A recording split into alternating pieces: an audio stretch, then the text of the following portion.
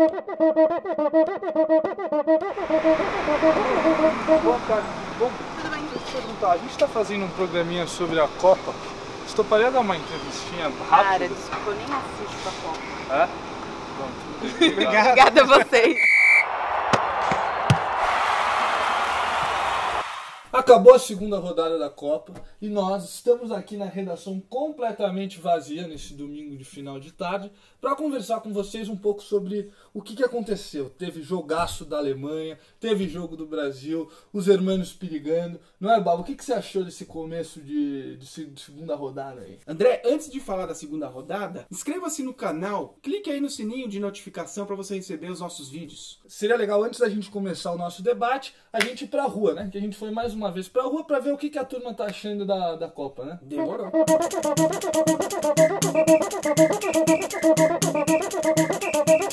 Pra começar, o que você tá achando dessa Copa do Mundo hoje? Sinceramente? Razoável. Hoje foi melhor.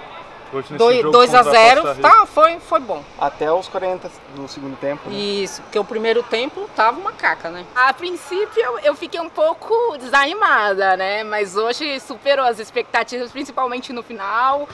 Fiquei hiper animada, gritei, extravasei. E o Tite tá com a mesma estratégia que ele tinha no Corinthians. Ele tá esperando a oportunidade para atacar, tá colocando um ataque ofensivo preciso, mas não tá tendo tanta precisão na hora de definição. O Brasil depende do Neymar? Eu acho que não. Não? Acho que estão colocando muita pressão nele e ele não é um time, né? Tem mais jogadores tão bons quanto ele. O Neymar não tem que... Assim, eu já tinha que esperar a coisa boa dele, né? Ele é um bom jogador. Se jogasse alguma coisa, não é que os caras não jogam nada. 60% da população haitiana torce para o Brasil, mas desde criança eu torço pela Argentina. Argentina, e agora? O que você tá achando disso aí então? Você acha que o Messi vai resolver a jogar bola nesse jogo? Não, a gente vai ver, né? Você acha que o futebol acaba unindo todo mundo no Brasil nesse momento? Sim, sim. Apesar de todas as coisas que vem acontecendo, corrupção e tudo mais, eu acho que esse é o momento que a gente para e dá uma refrescada e esquece um pouco dos problemas, né?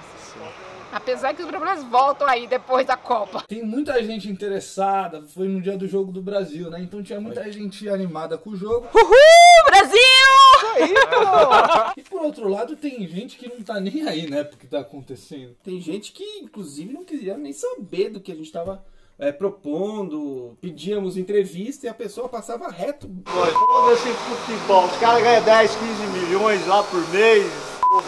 Política e futebol, meu, é complicado, né? Mas como a gente quer saber do que tá rolando e a gente tá interessado, eu acho que antes da gente falar do Brasil, tiveram 2 jogos, Babo, que foram importantíssimos para essa rodada. O primeiro foi a Argentina tomar um sabugo da Croácia, 3 a 0. O Di Maria, o Mascherano, o Messi tchau, Messi tchau, Messi tchau, tchau, tchau. Ficaram numa situação muito delicada nesse grupo, que se não fosse a vitória da Nigéria, os irmãos já estariam eliminados na fase de grupo. Isso nunca aconteceu na história da Argentina antes, né? Mas vão pegar agora a própria Nigéria. E eu acho que vai sair daí uma peleja daquelas. Porque é o momento, né? Pra eles definirem quem vai. E é engraçado, porque no dia do jogo da Nigéria tinham placas em Buenos Aires. Vamos, Nigéria. E agora, quero ver qual vai ser a placa, né? E não placas de pessoas, de torcedores, mas inclusive nas placas de trânsito. O próprio governo argentino colocou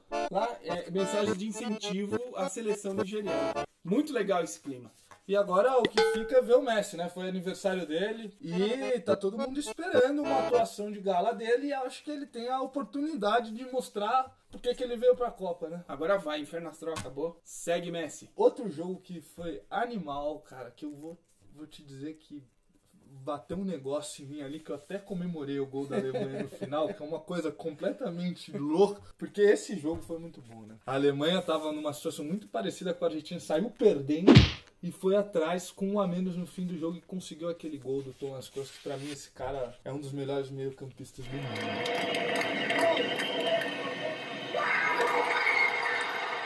Cara, e é um lance que você imagina tudo menos o que ele fez. Tá certo que a zaga ali da Suécia comeu bola, né? Aquela barreira ali, um cara que tem uma qualidade de tiro de falta e chute. Ninguém esperava que ele ia botar aquela bola como ele colocou. Era um cruzamento para a cabeça de um zagueiro, um entreveiro ali no meio da área. Aquele típico lance de final de jogo que vai o goleiro pra área, vai todo mundo, faz um chuveirinho e vai dando o que dá, mas ele foi engolar. Ele teve uma frieza absurda, né? Tanto é que depois do jogo ele ajoelha e começa a estocar o chão assim. E deixou a Alemanha, que pode ser o nosso algoz logo nas oitavas de final, viva. E isso demonstra, né, diferente do que a gente viu antes, seleção com um foco e uma garra que é preocupante. Sim. Se o Brasil pegar como adversário, abrir bem o olho. E eu acho que seria muito bom o Brasil pegar a Alemanha logo de cara pra ver, pra bater de frente e ver. Tá com um time legal pra seguir em frente ou se não tá, entendeu? Uma prova ali logo no começo pra ver qual que é a dessa turma, né? Até pra eliminar uma grande seleção e dar moral, né? Falando um pouco de Brasil, vamos falar do jogo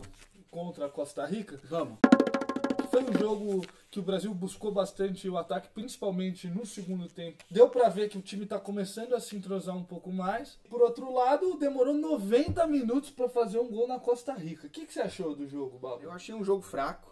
Eu achei uma seleção um pouquinho melhor da primeira apresentação contra a Suíça, mas a gente dependendo do jogador que não decide é muito complicado. Particularmente acho o Neymar um jogador que não vai decidir pro Brasil, tanto é que quem fez o lance que originou o primeiro gol foi o Coutinho e o Daniel Costa. Douglas Costa, muito obrigado. Eu tenho uma opinião um pouco diferente da sua. Eu acho que ele tá voltando de lesão, tá pegando o ritmo e acho que ele procurou jogar mais comparando com a primeira rodada. E eu torço muito para que ele vá recuperando o ritmo de jogo dele, que a gente precisa muito dele, principalmente nesse jogo contra a Sérvia, que é um jogo chave para definir essa fase de grupo. E teve essa baixa do Douglas Costa, né, que talvez nem jogue mais a Copa, que foi uma notícia ruim, porque ele entrou muito bem no segundo tempo. E é um jogador que eu acho que deveria ser titular da seleção desde o primeiro jogo. Ele deu outra dinâmica pro time de rapidez e agilidade, né? Acho que exatamente. É uma perda muito triste pro Brasil, porque é um cara que pode definir. Muita gente tá até dizendo que ele nem volta, né? Nas minhas anotações, nessas letras que você não deve nem entender, eu fiz aqui uma listinha de jogos que eu achei importante pra gente dar aquele bate-pronto, aquela passada rápida pra falar. Pra começar, com a Bélgica, né? Mais uma goleada, o Lukaku artilheirão, cara, time olha, redondo. Eu tava muito entusiasmado com a atuação do Cristiano Ronaldo, mas o Lukaku tomou o lugar dele. Tô torcendo pra ele pra caramba, bicho. Ele tá voando. Tá voando. E cada golaço, cada sacada de futebol ali que, olha, atacante de primeira, viu? Inclusive, tem um perfil sensacional que saiu do Lukaku, que tá aqui no link, que você pode clicar, que ele conta toda a trajetória de vida dele até ele virar um jogador profissional. Uma coisa emocionante, que eu acho que vale a leitura de todo mundo pra entender um pouco desse outro lado do Lukaku, que é um jogador que tá chamando muita atenção, né? Fino da bola. A Inglaterra seguiu no mesmo caminho e meteu 6-1 no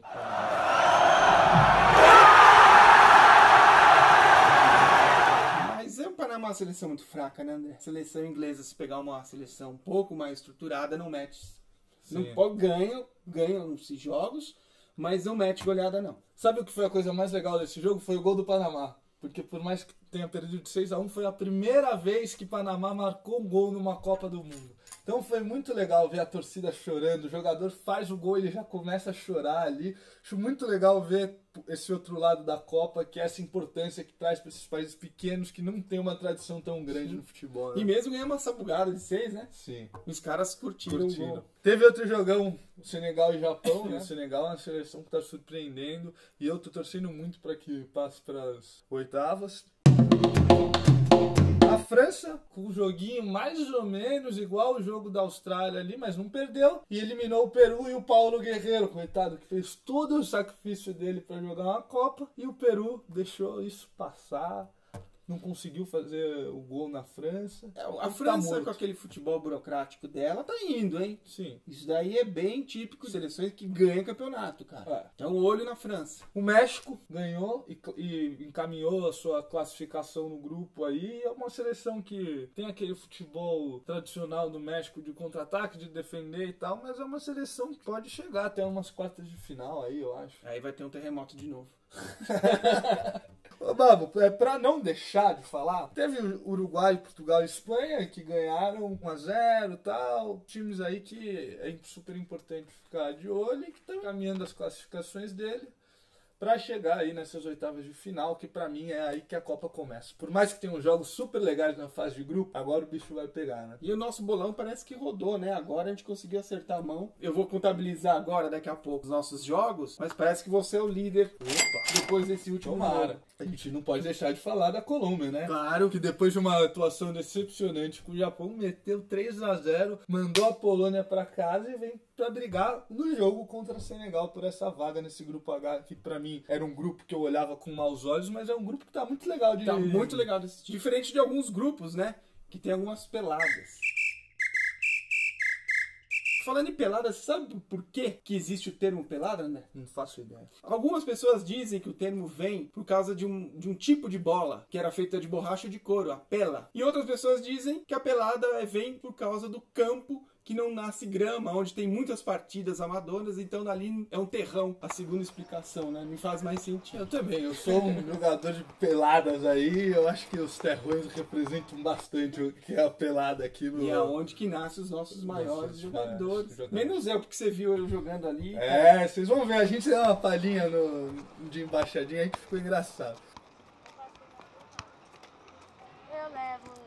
Poxa, eu não vou levar também não. Eu queria destacar a minha expectativa para essa rodada. Lembrando que agora terão jogos simultâneos, né? Simultâneos. Para agilizar, porque no sábado já começa as oitavas de final da Copa. Minha expectativa principal é pro jogo da Argentina com a Nigéria. Cara, eu acho que vai ser um jogaço. Tô esperando muito uma atuação boa do Messi. Eu acho que ele tem tudo para emplacar um bom futebol. E se a Argentina classificar, segura, viu? Que os caras vêm com tudo. Eu acho que eles ganham muita moral, muita força. Aglutina de novo uma coisa que parece que tá dissolvida. E eu vou falar pro Fernando maciar aí pra gente poder assistir esse jogo nos 90 minutos. Os 90 minutos. Silêncio no estúdio.